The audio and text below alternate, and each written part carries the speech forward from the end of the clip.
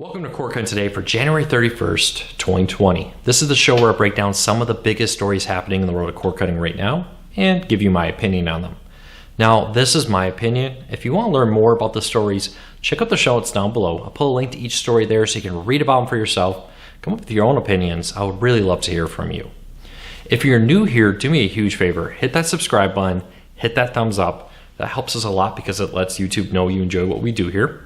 And hopefully we can help you break free from the high cost of cable TV and still watch the shows you enjoy. Well, before we get into the news of the day, huge welcome to several thousand new subscribers just this week. I really appreciate your support. Hopefully we're helping you break free from the high cost of Spectrum and Comcast, AT&T, and all the others out there, but still watch the shows you enjoy.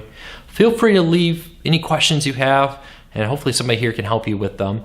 Or don't forget to check us out over at cordcuttersnews.com. Link in the show notes, just like the name of this channel.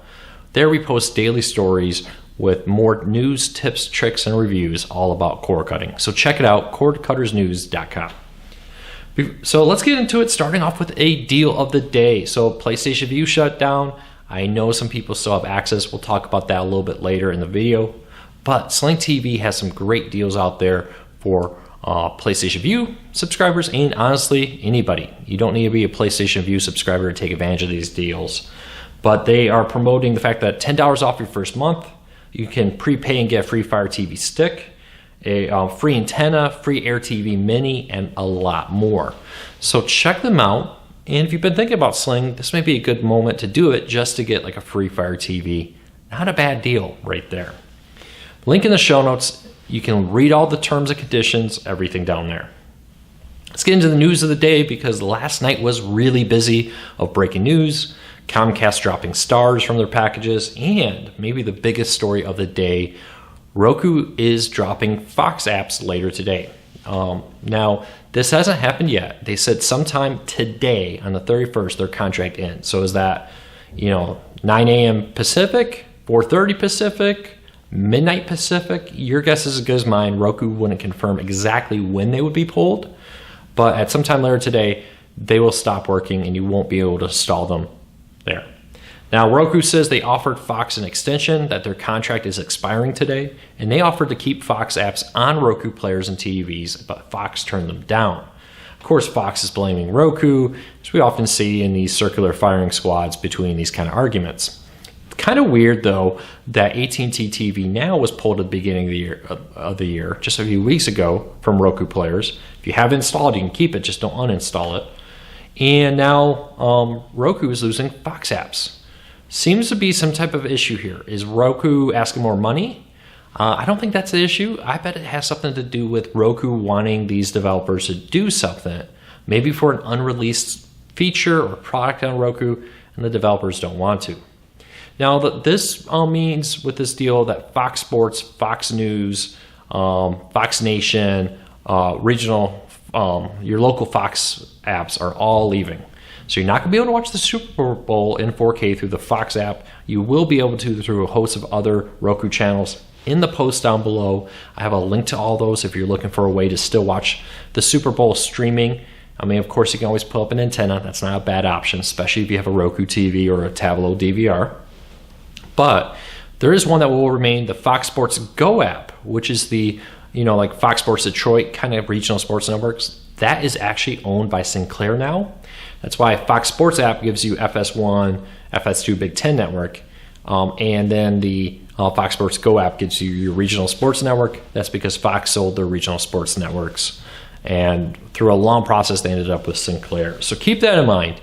If you have any questions on this, let me know. Roku says they're negotiating. They hope to get these back very quick.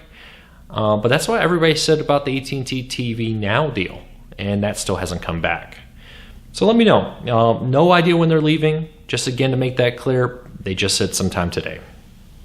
And of course, keep an eye at cordcuttersnews.com for updates. We will be posting an updated guide on how to watch the Super Bowl on Roku sometime probably tomorrow morning.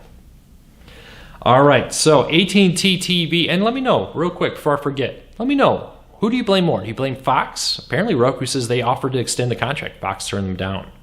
Could be Fox is using the Super Bowl to try to put pressure on Roku.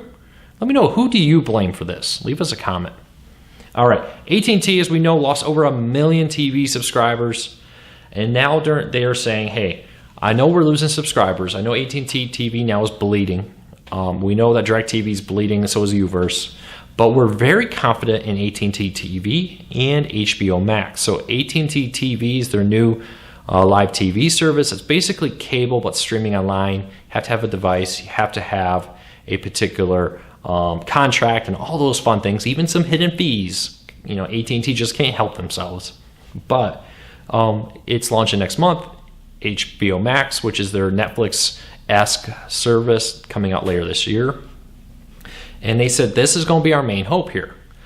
That puts AT&T in a tough spot. If those two services are not as successful as they believe they will be, AT&T's in serious trouble. So my question to everybody here is, AT&T is confident that these two services will turn around everything for them in their entertainment department. Do you agree? Do you think AT&T TV now, AT&T TV, will save AT&T? Do you think HBO Max will offset all the losses in revenue from DirecTV, Uverse, and more? Leave me a comment. I'm very interested in this.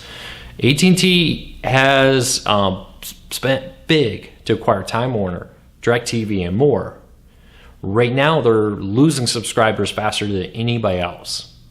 And they, for some reason, feel very confident about the future. So you let me know if you agree with them.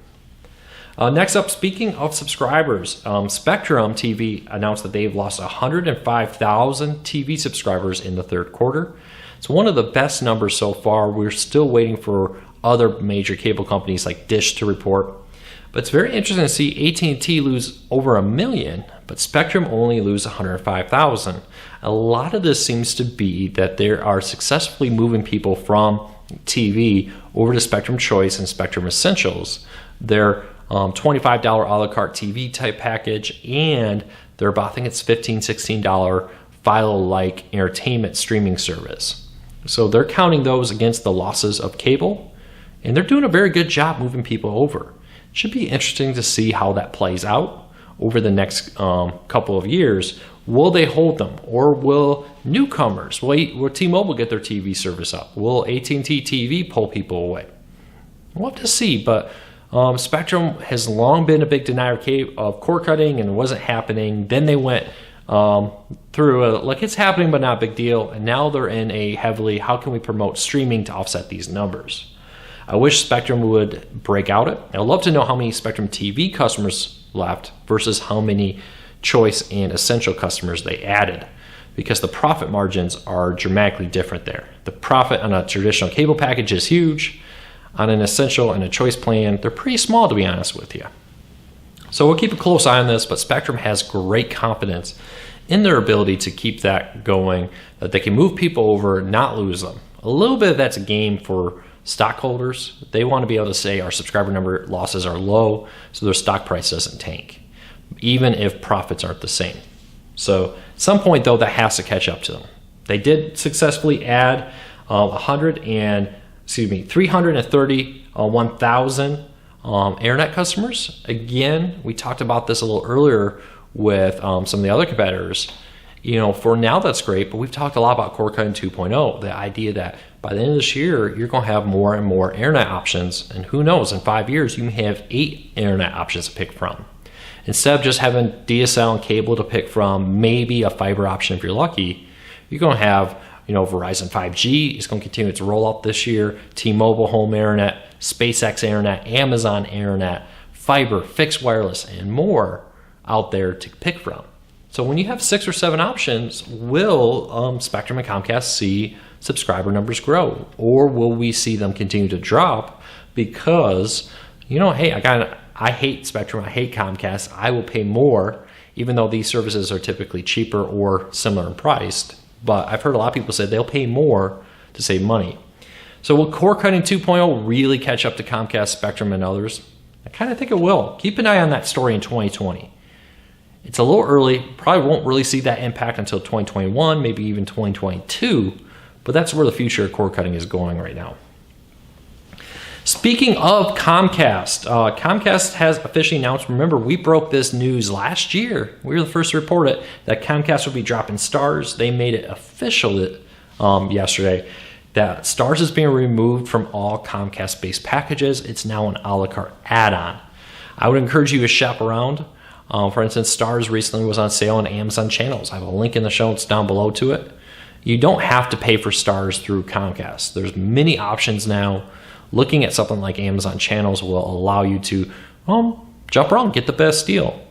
I think it was like half price for 3 or 4 months recently. So you could get Starz for just a fraction. They often do direct sales through their website too, of like get 6 months of Starz for a flat fee. So if you want Starz, that's important. I know Outlander is coming out soon. A lot of people love that show. Shop around. Check out the link in the show notes down there for some options. Don't just by habit go pay Comcast, because you may not be getting the best deal. And let me know, anybody here get Starz? Anything other than Outlander? I think that's a little bit of Comcast's argument, is like, okay, you got Outlander, that's great, yeah. But beyond that, you really don't offer a lot, is what Comcast is kind of pushing. Do you agree with that? Do you disagree with that? Honestly, when I hear Starz, I don't really hear a lot of people talk about much other than Outlander. So there may be a touch of truth in that, to be honest with you.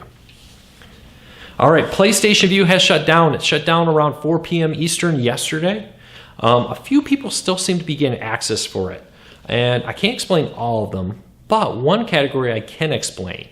For instance, I was talking to a couple people this morning who said they were early beta testers of PlayStation Vue. It seems that people who had beta accounts were lumped in with Sony employee accounts there. So if you had a beta account, your PlayStation Vue is actually still working, which is great. Don't expect it to go too long. I wouldn't exactly be canceling other live TV services, because Sony is going to very quickly lose access to the channels they had as their contracts are expiring. And they want to shut this down because this thing is costing them money. They're not bringing in any money for it, but they still have to pay for the servers and the people. How quickly that will happen, I don't know. I have talked to some people inside PlayStation Vue, and they have all said the same thing. There's a skeleton team of just a handful of people completing the shutdown. Pretty much everybody in the Sony PlayStation Vue team has been reassigned or moved on to other things. So I would expect very quickly that Sony would shut down the servers here, maybe as soon as this weekend. It would be completely dismantled to stop the bleeding of paying for servers, paying for employees to monitor them, and paying for the rights to the content. So if you still have it, great. It's a small fraction of people. Most of them who I've talked to were beta testers. And it seems that Sony has lumped them in with employee accounts, which are continuing at this time. So good news if you're a Sony employee, let me know. Did they give you any idea when your accounts will shut down? I'd love to hear from you. And the last story up of the day real quick, Google has announced that their Android TV developer kits are now for sale for $79. This I struck as a little weird, but it's a pretty cool little device. It's like a little dongle type deal. It's a pretty powerful little streaming player for $79, but not the cheapest. For instance, TiVo is coming out with an equally nice, maybe even more powerful device for $49 later this year. So keep that in mind. But if you wanted the same streaming player that Google was selling to developers, now available, link in the show notes. One warning here, I find it a little strange that they're selling their developer kit through some no-name website. Why? Why wouldn't they keep those developer kits for developers? Are they having trouble getting developers? Are they kind of walking away from residential? We have seen Android TV kind of get kicked to the curb, very little talk about it, and when they do talk about it, it's very heavily in the idea that Android TV is powering cable boxes from around the world. So all these cable boxes out there are being powered by Android TV, and that's been the main focus of Google when it comes to these partnering with big companies like Comcast that put their boxes there to replace the traditional set-top boxes. So are we kind of seeing early warning signs of the death of PlayStation, or of PlayStation Vue death is on my mind, of Android TV? We've talked about this before. Google does not seem all that interested. They're really struggling in market share outside of commercial partnerships to put them on cable networks and on smart TVs. So we're going to keep a close eye on this, but it amazes me they're selling these off. Maybe they got a new developer kit. That's possible too. But keep an eye on Android TV.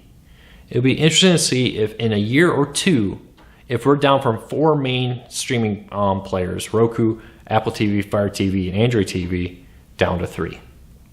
Now, we've heard rumors that Apple is backing off because they've seen their market share continue to slip. Roku and Fire TV are just pulling away with it, honestly. So is Android TV also looking at the same thing Apple is? We heard rumors last year that there was going to be a Apple TV stick, a little cheaper price point.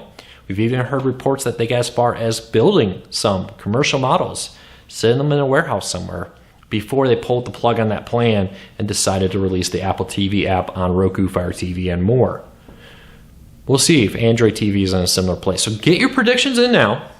I'm going to say it's maybe a 40% chance right now in the next 2 years that Android TV as a commercial entity, as a set-top box for cord cutters, may not be around.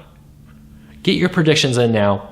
Not saying it's going to happen, just saying there is a greater than zero chance of that happening.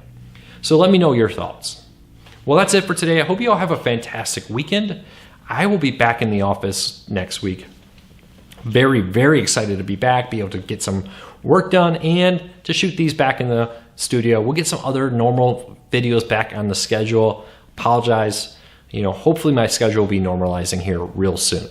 So thank you for your support. I hope you all have a fantastic day. I'll see you back here real soon.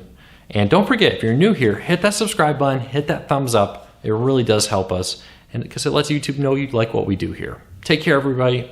Be safe.